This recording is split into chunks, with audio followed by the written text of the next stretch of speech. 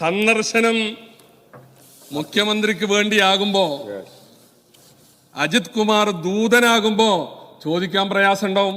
അപ്പോഴാണ് ഈ കള്ളക്കളികൾ ഇങ്ങനെ പുറത്തു വരുന്നത്. സാർ, ഇതിവിടെ തുടർന്നുകൊണ്ടിരിക്കുകയാണ്. RSSന്റെ മറ്റൊരു നേതാവ് വത്സൻ തില്ലങ്കേരിയുമായിട്ട് ADGP കൂടിക്കാഴ്ച നടത്തിയത് വയനാട്ടിലെ ദുരന്ത ഭൂമിയിൽ വെച്ചാണ്.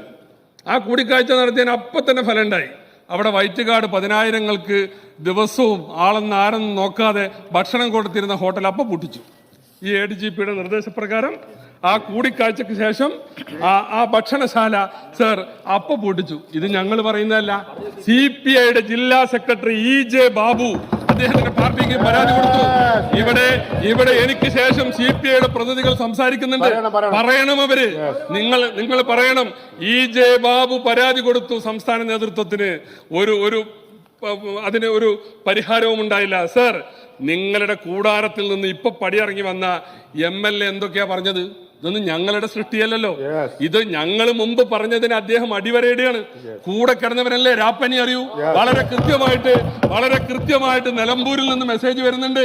ഇതൊക്കെ ഞങ്ങൾ പറയുന്നതല്ല, അപ്പുറത്തുള്ളവര് പറഞ്ഞതാണല്ലോ. എന്തൊക്കെ പറഞ്ഞത്? ഈ ADGP സ്വർണ്ണക്കള്ളക്കടത്ത് നടത്തുന്നുണ്ട്. ഈ ADGP സ്വർണം പൊട്ടിക്കൽ നടത്തുന്നുണ്ട്. ഞാൻ ആദ്യം ഇത് രണ്ടും തമ്മിലുള്ള വ്യത്യാസം എന്താണെന്ന് മനസ്സിലാക്കാൻ നോക്കി. അപ്പൊ എയർപോർട്ടിന് പുറത്ത് കടന്നാലാണ് പൊട്ടിക്കൽ, എയർപോർട്ടിൽ കൂടി വരുമ്പോഴാണ് കടത്തൽ. ഏതായാലും ആവട്ടെ, അങ്ങനെ പൊട്ടിക്കൽ നടത്തുന്നു സർ. എന്നിട്ട് അതിനെക്കുറിച്ച് പരാതി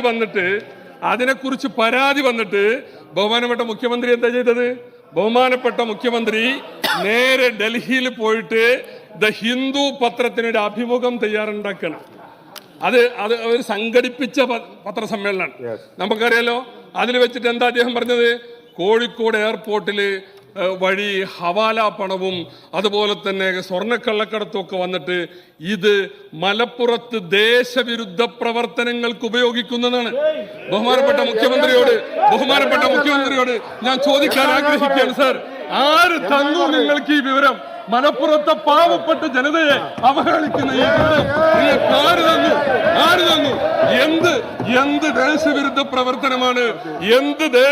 പ്രവർത്തനമാണ് മലപ്പുറത്ത് നടന്നത് എന്ന് അങ്ങ് വ്യക്തമാക്കണം. വെറുതെ ഒരു സംസ്ഥാനത്തിന്റെ മുഖ്യമന്ത്രി ആ ജനതയെ മുഴുവനും അവഹേളിച്ചുകൊണ്ട് അങ്ങനെ പോവാൻ കഴിയില്ല സർ. ഞാൻ ചോദിക്കട്ടെ, ഇവിടെ കോഴിക്കോട് എയർപോർട്ടിൽ സ്വർണം വരുന്നുണ്ടെങ്കിൽ സ്വർണം വരുന്നുണ്ടെങ്കിൽ അത് തടയേണ്ട വേണ്ടി കേന്ദ്ര സംസ്ഥാന ഗവൺമെന്റുകൾക്കുള്ളതാണ്. അതിന് നിങ്ങൾക്ക് കഴിയില്ലെങ്കിൽ രാജിവെച്ച് പുറത്തു. അത് തടയേണ്ടത് ഞങ്ങളുടെ ഉത്തരവാദിത്വമല്ല. ഞാൻ ചോദിക്കട്ടെ, എന്നിട്ട് ആ കോഴിക്കോട് എയർപോർട്ടിൽ വരുന്ന സ്വർണം മുഴുവനും മലപ്പുറത്തേക്കാ പോകണം നിങ്ങളോട് ആരാ പറഞ്ഞത്? കോഴിക്കോട് എയർപോർട്ടിൽ സ്വർണം വന്നാൽ കേരളത്തിന് നാനാഭാഗത്തേക്ക് പോകാം, കർണാടകയിലേക്ക് പോകാം, തമിഴ്നാട്ടിലേക്ക് പോകാം. എന്നിട്ട് അതിന് മുഴുവനും മലപ്പുറത്തെ പാവപ്പെട്ട ജനതയെ ക്രൂശിക്കുകയാണ് നിങ്ങൾ ഉണ്ടായത്. എന്നിട്ട് പറഞ്ഞു ഇത് മുഖ്യമന്ത്രി പറഞ്ഞിട്ടില്ല, PR ഏജൻസി എഴുതി ചേർത്തതാണെന്ന്. ഈ അഭിമുഖം സംഘടിപ്പിച്ചവരെന്നെയാണ് ഇത് എഴുതി ചേർക്കാൻ അവർക്കാരാ വിവരം കൊടുത്തത്? ഞാൻ കൃത്യമായിട്ട് ആരോപിക്കുന്നു, മുഖ്യമന്ത്രിയുടെ ഓഫീസാണ് ഇങ്ങനെ എഴുതി ചേർക്കണമെന്ന് ആ PR ഏജൻസിക്ക് വിവരം കൊടുത്ത്. എന്നിട്ട് മുഖ്യമന്ത്രി എത്ര നിരുത്തരവാദകരമായിട്ടാണ് പറയണത്. ഞാൻ പത്രസമ്മേളനം നടത്തുമ്പോ ആരോ അവിടെ വന്നിരുന്നു. ഞാൻ പത്രസമ്മേളനം നടത്തുമ്പോ ആരോ വന്നിരുന്നു. എവിടെ പോയി? കടക്ക് പുറത്ത് വേറെ ആര് വന്നാലും അത് പറയുമായിരുന്നല്ലോ. അത് പറഞ്ഞില്ല, അവരവിടെ ഇരുത്തി.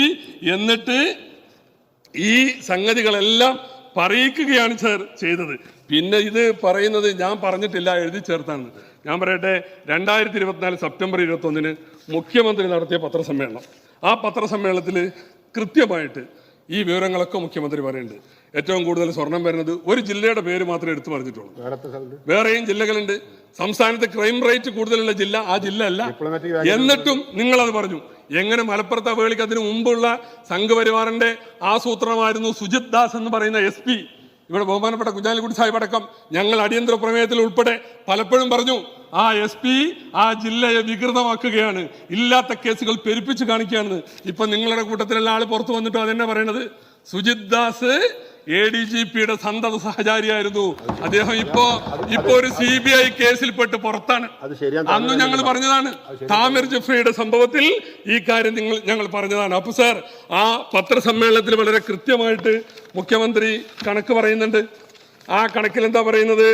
സംസ്ഥാനത്ത് പിടികൂടുന്നത് 147.79 കിലോ സ്വർണമാണ്. അത് മലപ്പുറം ജില്ലയിൽ മാത്രം പിടികൂടിയത് 124.47 കിലോ സ്വർണമാണ്. അതെ, അത് നിങ്ങളാണ് അതിന് ഉത്തരം പറയേണ്ടത്. നിങ്ങളാണ് അതിന് ഉത്തരം പറയേണ്ടത്. മനസ്സിലായില്ലേ? എന്നിട്ട് കരിപ്പൂർ വിമാനത്താവളം വഴി വലിയ തോതിൽ സ്വർണവും ഹവാലാപ്പണവും വരുന്നുവെന്നാണ് ഈ കണക്കുകൾ സൂചിപ്പിക്കുന്നത്. ഇത് കർക്കശമായി തടയും എന്നൊക്കെയാണ് മുഖ്യമന്ത്രിയുടെ പ്രഖ്യാപനം. എന്ത് തടയാനാ? ഇതൊക്കെ നടത്തുന്നത് അജിത് കുമാറാണെന്ന് അൻവർ പറയണത്. പിന്നെ ഞങ്ങളോട് ചോദിക്കണേ, ഇതൊക്കെ നടത്തുന്നത് അജിത് കുമാറാണെന്ന് അൻവർ പറയുന്നത്. ഏതായാലും ഇവിടെ സംഘപരിവാറിന്റെ അജണ്ടക്കാണ് മുഖ്യമന്ത്രി വളം വെച്ചു കൊടുത്തത് എന്ന് പറയാതിരിക്കാൻ കഴിയില്ല. മലപ്പുറത്തെ സംശയത്തിന്റെ നിഴലിൽ നിർത്തിയ മുഖ്യമന്ത്രിയുടെ നടപടി വളരെയേറെ മോശമായി പോയി എന്ന് ഈ സന്ദർഭത്തിൽ പറയാൻ ഞങ്ങൾ ആഗ്രഹിക്കുകയാണ്. സർ, ഇത് ഡൽഹിയിൽ പോയി പത്രസമ്മേളനം നടത്തി പറഞ്ഞത് ആരെ പ്രീണിപ്പിക്കാനാണെന്ന് ഞങ്ങൾക്കറിയാം, അല്ലേ? നിങ്ങളിത് ഡൽഹിയിൽ ഇവിടെ ഉണ്ടല്ലോ സ്ഥലം, ഹിന്ദു പത്രം, ദേശീയ പത്രം, അവിടെ പോയി പത്രസമ്മേളനം നടത്തിയത് ആരെ പ്രീണിപ്പിക്കാനാണ്? ഇന്റർവ്യൂ തരപ്പെടുത്തിയതാണ്. ഇന്റർവ്യൂ ഉണ്ടായിരുന്നില്ല. മുഖ്യമന്ത്രിയുടെ ഓഫീസ് ആവശ്യപ്പെട്ടു, ഞങ്ങൾക്കൊരു ഇന്റർവ്യൂ തരപ്പെടുത്തണം. സെൻട്രൽ കമ്മിറ്റിക്ക് പോയപ്പോ ഡൽഹിയിൽ വെച്ച് പത്രസമ്മേളനം നടത്തി. ആ പത്രസമ്മേളനത്തിൽ ആണ് അദ്ദേഹം ഇത് പറയുന്നത്. അദ്ദേഹം ചുമതലപ്പെടുത്തിയ ഏജൻസിയാണ് ഈ സംഗതി കൂട്ടിച്ചേർത്തത്. ഇവിടെ TD സുബ്രഹ്മണ്യൻ ആരാണ്? ദേവകുമാർ എന്ന് പറയുന്ന ആലപ്പുഴയിലെ പഴയ MLA ആരാണ്? അദ്ദേഹം ഒക്കെയാണ് ഈ കൂട്ടത്തിലുണ്ടായിരുന്നത്. അങ്ങനെ എന്തിനാണ് നമ്മളെ സംസ്ഥാനത്ത് കൃത്യമായ ഒരു പബ്ലിക് റിലേഷൻ ഡിപ്പാർട്ട്മെന്റ് ഉണ്ടാകുമ്പോൾ വേറെ ചില PR ഏജൻസികളെ നിങ്ങൾ കൊണ്ടുവരേണ്ടി വന്നത്? ഇപ്പൊ സംഗതി വളരെ വ്യക്തമാണ്.